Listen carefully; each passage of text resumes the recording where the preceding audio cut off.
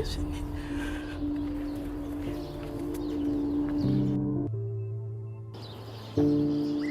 On a plus de force. Il y a un adage chinois qui dit Chou cha chou, dans mon mangou ba chou. Ce qui veut dire on ne joue pas. Il faut laisser. On ne joue pas avec les sentiments des gens.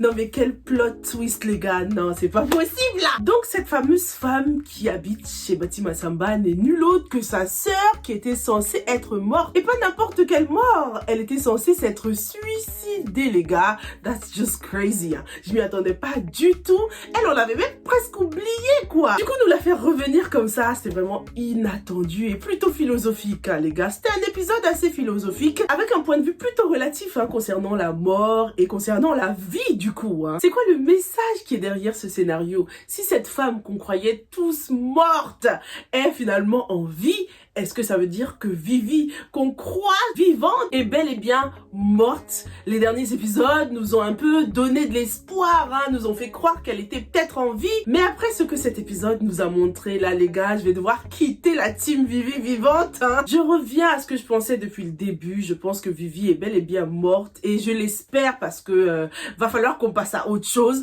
Va falloir qu'elle repose en paix là. Je sais qu'il y en a beaucoup qui pensent encore qu'elle est vivante, je le sais. J'ai lu vos messages, j'ai lu vos théories. Vous m'avez dit, ouais Sylvia, c'est bizarre, hein. Pourquoi est-ce que la femme que Maï a vue était debout et la sœur de Bati Massamba est en fauteuil? Pourquoi est-ce que la sœur de Bati Massamba, on l'a vue avec ses cheveux alors que d'habitude elle est voilée?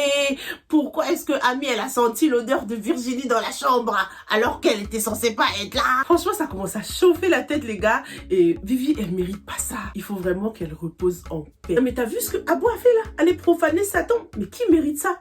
Bref, on va commencer doucement. Si c'est la première fois que tu passes par la chaîne, abonne-toi, active la cloche hein, pour ne pas rater les revues. Ici, je parle de séries afro, de films aussi, mais plus de séries en ce moment. Donc, si ça t'intéresse, si tu cherches une communauté avec qui en parler, surtout n'hésite pas, abonne-toi hein, et active la cloche pour rejoindre la famille Guiri TV. Je pense que El Hadj Sissoko connaît bien son audience et il a bien joué avec nous là. Il nous a bien manipulé. Niveau originalité, franchement, il n'y a rien à dire hein, par rapport à ce scénario. Surtout en ce qui concerne ce cas de Virginie, là, on peut jamais vraiment être sûr à 100% si elle est morte ou pas. Et j'ai l'impression que c'est aussi le message hein, véhiculé dans cet épisode. Chacun a un champ libre hein, pour interpréter la vie et la mort de quelqu'un à sa façon. Je comprends tout à fait ceux qui pourraient penser que Vivi est toujours en vie. Lorsque Bati Massamba parle aux filles, il a toujours dit qu'il a un ami en commun avec elle. Sauf que il n'a jamais dit que c'était Virginie en fait. Hein. Lorsqu'il parlait avec Ami, l'ami en commun c'était Fallou. Lorsqu'il parlait avec Maï,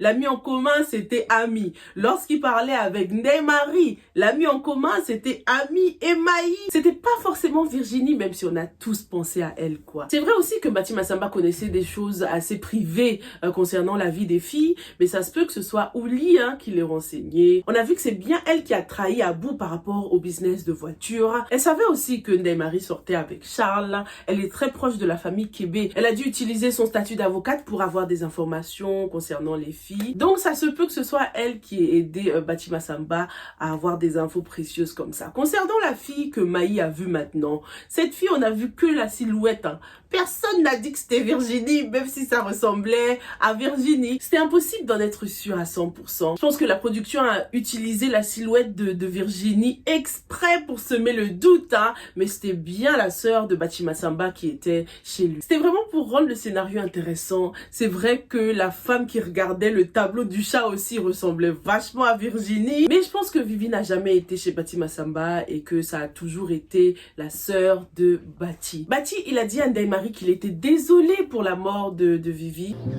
Je suis désolé pour Virginie. Et ce n'est pas quelqu'un qui ment. Donc ça veut dire qu'elle n'est vraiment pas chez lui et que son objectif à lui a toujours été de venger la mort de sa sœur, enfin sa mort psychologique. Alors par rapport à ses cheveux qu'on voit maintenant, qu'on voyait jamais, on va dire qu'elle était chez elle en fait. Hein. Des fois quand t'es à la maison, tu vas pas forcément t'attacher les cheveux, surtout qu'elle peut pas s'habiller toute seule maintenant, donc Bati fait peut-être de son mieux pour la rendre présentable. Peigner ses cheveux et les laisser comme ça doit être le plus facile pour lui. La question que je me suis posée, c'est pourquoi est-ce qu'ils nous ont parlé de suicide concernant cette sœur, alors qu'ils auraient pu nous parler d'une mort accidentelle par exemple, une autre mort quoi, part le suicide. Bati Massamba nous a dit que sa sœur ne voulait plus parler, ne voulait plus manger. Je pense qu'elle est entrée dans une phase d'auto-sabotage. L'histoire de son mari l'a tellement affectée qu'elle a décidé de ne plus se nourrir, d'arrêter de vivre. Donc c'est en effet une forme de suicide. Certains d'entre vous pensent aussi que tout ça n'est qu'un plan, que Bati Massamba n'a tellement pas envie que les filles découvrent Virginie, qu'il a mis un plan en marche, il est allé la cacher dans un autre endroit et tout ça. Je sais pas si Bati Massamba irait aussi loin, les gars. Son but à lui, c'est de faire payer Abou, quoi. Et si les filles peuvent l'aider, je pense qu'il accepterait leur aide avec plaisir. Donc pourquoi cacher Virginie? Pendant sa conversation avec Ndeye Marie, il nous a rappelé à quel point c'était un homme intègre. Il a dit qu'il n'était pas du tout du genre à mentir ou à voler. Je pense que Virginie est bien morte et la femme que Maï a vue n'était que le fruit de son imagination. Dana.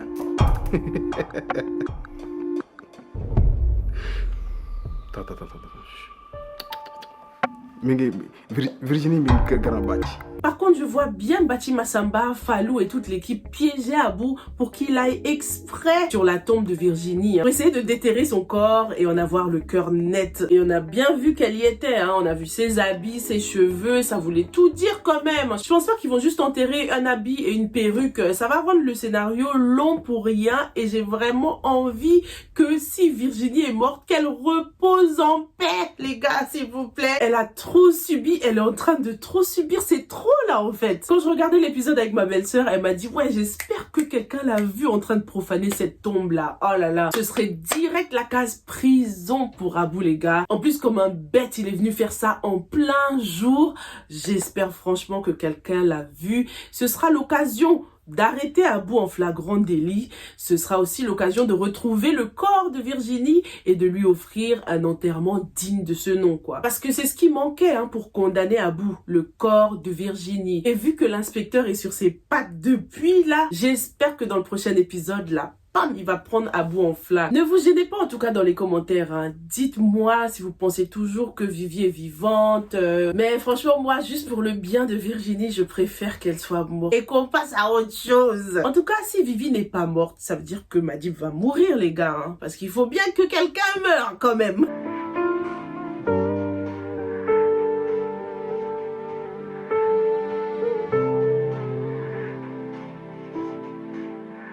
Moi, j'ai pas du tout envie que Madib meure. Ce serait certes le karma parfait pour Aïda Kébé. J'ai kiffé quand même qu'il lui arrive quelque chose à Madib. C'était bien. Ce sera une bonne leçon pour Aïda, mais je veux pas du tout qu'il meure. C'est injuste. Et Ami ne mérite pas ça du tout. On se doute tous que c'est Malika qui est derrière cet accident. C'est sûr que c'est elle. Avec sa fausse grossesse, là.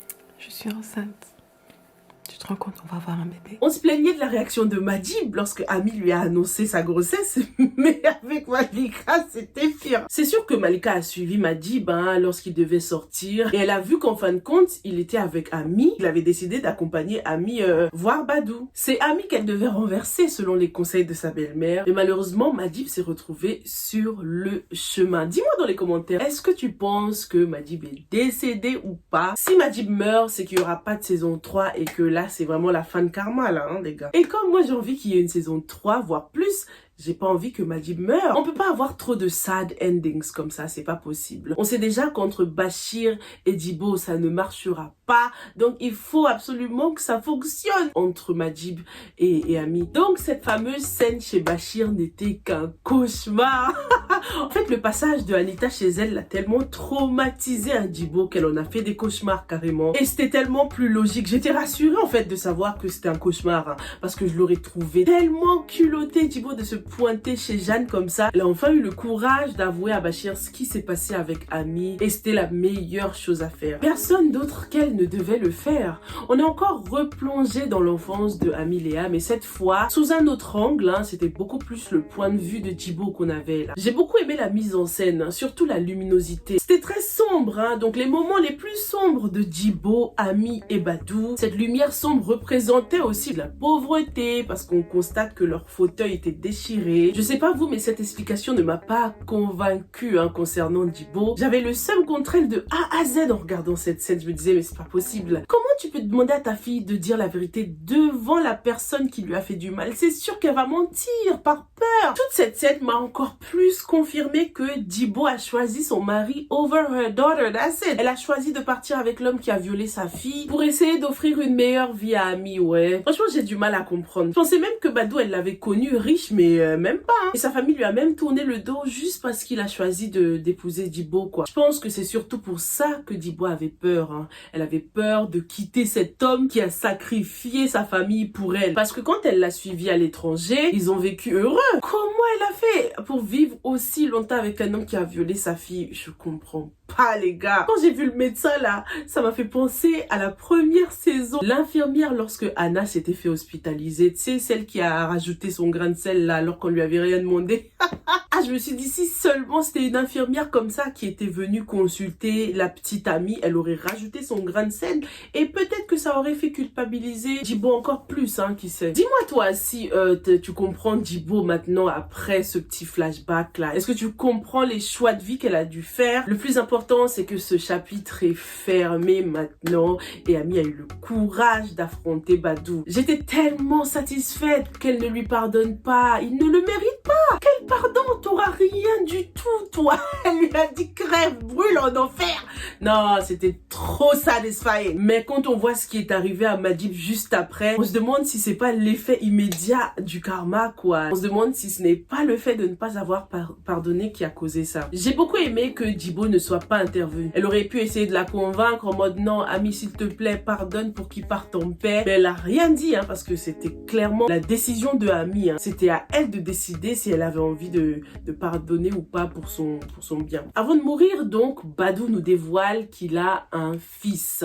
C'est un fils qu'il a eu avec Djibo, hein, puisque Djibo nous a aussi confirmé qu'elle était enceinte avant d'aller aux États-Unis. Donc, qui est ce fameux fils? Je vous ai posé la question sur Instagram et la réponse qui revenait souvent, c'était Kader. Est-ce que tu penses que Kader Seck pourrait être le fils de Badou? Badou a dit qu'il avait beaucoup investi en son fils. Et pour un homme d'affaires, Kader est plutôt successful à son âge, donc on pourrait se demander s'il n'a pas eu un coup de pouce de son père, par exemple. Peut-être que le fils de Badou sera un autre personnage aussi, les gars, hein. Un autre personnage qui va débarquer dans la saison 3 ou bien très prochainement pendant l'enterrement de Badou, c'est ce qu'on s'est dit sur Instagram. Et on a pensé à l'acteur qui a joué Moussa dans la série Impact. J'aimerais beaucoup qu'il intègre Karma et je le vois bien en tant que petit frère thug là de Amie. Qu'est-ce que t'en penses? Parlons aussi de la scène entre les filles. Hein. Donc elles ont dévoilé à Ndeye Marie qu'elles étaient enceintes. C'était super mignon, super émouvant et très mature de la part de Ndeye Marie qui a décidé de passer à autre chose. Bon, après, Amie ne lui a pas dit qui était le père. Donc est-ce que tu penses que Ndeye Marie elle s'en doute et que si elle savait que c'était Madjib, sa réaction aurait été différente? Peut-être qu'elle a deviné, hein. Mais ce n'est pas le plus important pour elle en ce moment de toute façon. La perte de Virginie l'a tellement affectée qu'elle n'a plus du tout envie de rester éloignée de ses amis. Elles ont envie d'être plus unies que jamais, quoi. Ça se trouve, l'un des bébés s'appellera Virginie, du coup, hein. Parlons aussi de Maï qui est allée voir Lisa. C'était quand même assez audacieux. Mais c'est bien parce qu'au moins, Lisa a pu lui dire une bonne fois pour toutes qu'elle n'avait rien à craindre en ce qui concerne Lamine. Mais malheureusement, ça n'a pas du tout aidé. On a l'impression que plus rien ne sera comme avant pour Maï et Lamine. Lamine et moi, on a divorcé. Maï lui a dit qu'ils étaient divorcés, mais on sait bien que c'est pas possible, hein, puisqu'elle est enceinte, elle doit forcément rester jusqu'à la fin de sa grossesse. Et puis, elle est en train d'observer le Ida en ce moment. Je pense pas que ça fasse déjà 3 mois. Donc, est-ce que Maï a dit ça juste pour faire culpabiliser Lisa, ou est-ce que c'est vraiment son ressenti? Est-ce que pour elle, ce mariage est mort et enterré? Lamine, lui, de son côté, est beaucoup plus optimiste. Hein. Il connaît sa femme. Ah, ça me fait tellement rire à chaque fois que je l'entends dire ça. Il a avoué qu'il ferait tout pour garder Maï. Surtout s'il découvrait qu'elle était enceinte. Alors là, il mettrait encore plus le paquet. Franchement, on dirait que Maï veut tellement divorcer qu'elle va peut-être cacher cette grossesse. Hein. On sait pas vraiment ce qui se passe dans la tête de Maï en ce moment. J'ai hâte de lire tes commentaires, savoir ce que t'as pensé de cet épisode. Aïda Kébé, mais je l'imagine tellement taper une de ces crises là lorsqu'elle va savoir ce qui s'est passé avec Madjib. Est-ce que tu penses qu'on va attraper Abou en flagrant délit et ce sera direction la prison pour lui? Et dis-moi aussi dans les commentaires si t'as été convaincu par l'explication que Djibo nous a donnée. Samedi, épisode ou pas, on va essayer de faire un live quand même. Merci à tous ceux qui me suivent déjà sur Instagram. Et je vous retrouve dans la prochaine. Stay safe and stay blessed. Bye.